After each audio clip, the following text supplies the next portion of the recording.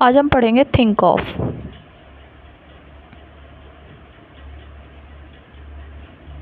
पहले तो ये ऑफ नहीं ओव होता है, इसका जो प्रोनाउंसिएशन होगा वो ओव होगा, ओ बी।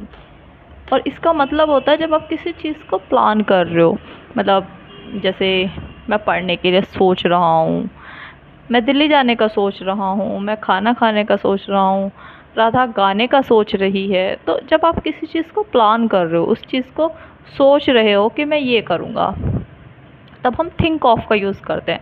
अब समझ लेते हैं थिंक ऑफ यूज़ कैसे होगा। सब्जेक्ट के बाद थिंक ऑफ आएगा, इसके बाद वर्ब की fourth form and then object.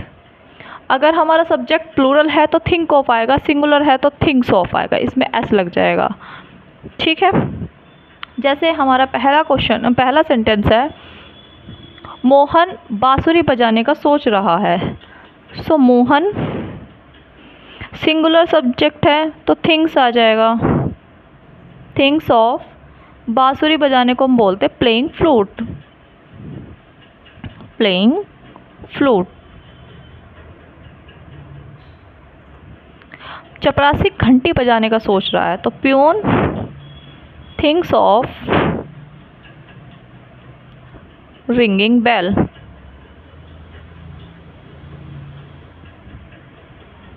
अगर आपको इस पर क्वेश्चन पूछना हो तो आप क्वेश्चन कैसे पूछ सकते हैं?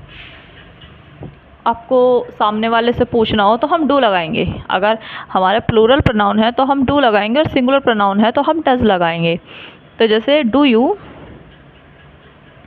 Think of speaking English? अरे भैया, क्या तुम इंग्लिश बोलने के बारे में सोच रहे हो? तो स्पीकिंग इंग्लिश। अगर उसका आंसर पॉजिटिव है, यस में है, तो yes I think of speaking English.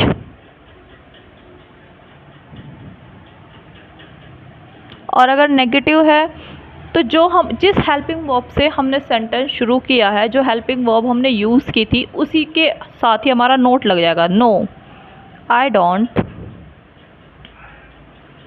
Think of speaking English.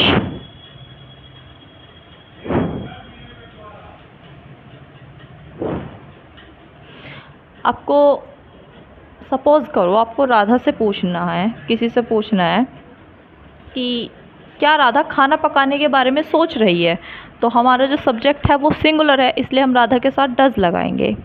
Does Radha think of cooking food?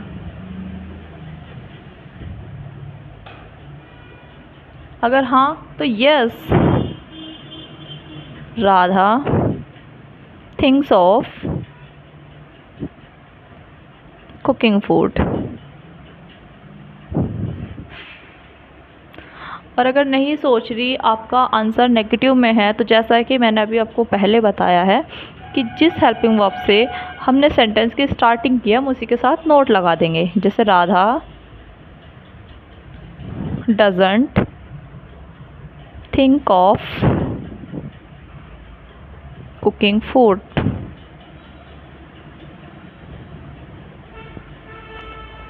ठीक है, अब आपने एक चीज़ देखी होगी कि यहाँ पे मैंने राधा के साथ थिंक लगाया, और यहाँ पे आई के साथ राधा के साथ थिंक्स लगाया है, और आई के साथ मैंने थिंक लगाया है। क्यों? Because we know very well कि आई, बी, यू, दे ये हमारे प्लूरल प्रोनाउन है, तो इसके साथ हम एस और एस का यूज़ नहीं करते। और राधा हमारा सिंगुलर प्रोनाउन है, इसलिए हम उसमें वर्ब के साथ एस और एस यूज़ करते हैं। तो नाउ अब मेरा आपसे क्वेश्चन है, do you think of